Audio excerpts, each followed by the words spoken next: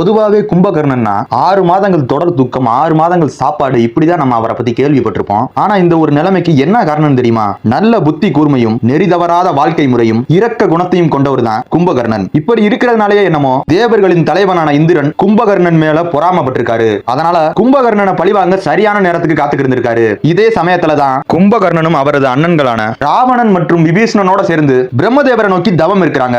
இந்த சமயத்துல இந்த விஷயத்தை தெரிஞ்சுக்கிட்ட தேவேந்திரன் எப்படியும் கும்பகர்ணன் அழியா வரமான இந்திராசனத்தை தான் கேட்பாருன்னு தேவேந்திரன் சரஸ்வதி தேவி கிட்ட போய் கும்பகர்ணன் இந்திராசனத்துக்கு பதிலாக நித்ராசனத்தை கேட்கும்படி செய்திருங்கன்னு சரஸ்வதி தேவி கிட்ட போய் வென்றாரு. சரஸ்வதி தேவியும் இதுக்கு சம்மதம் தெரிவிச்சிருக்காங்க. இதுக்கப்புறமா தவத்தில் மகிழ்ந்த பிரம்மதேவர் ராவணன், விபீஷணன், கும்பகர்ணன் கிட்ட என்ன வர வேணும்னு கேட்க ஆரம்பிக்கிறாரு. ராவணனும் விபீஷணனும் எங்களுக்கு இந்திராசனம் வர வேணும்னு கேட்கிறாங்க. இதுக்கப்புறமா கும்பகர்ணன் வரம் கேட்கும் போது அவருடைய நாக்க பெறல செய்து இந்திராசனத்துக்கு பதிலாக நித்ராசனத்தை கேட்க செய்திருக்காங்க சரஸ்வதி தேவி. இதுக்கப்புறமா தான் மாற்று வரத்தை கேட்டதை உணர்ந்த கும்பகர்ணன் பிரம்மதேவர் கிட்ட வேண்டி கேட்க, அதன்படி பிரம்மதேவர் ஒரு வருடத்தில் 6 மாதங்கள் குறைத்து மீதி 6 மாதங்கள் தூக்க நிலையில இருக்கும்படி வரம் கொடுத்திருக்காரு.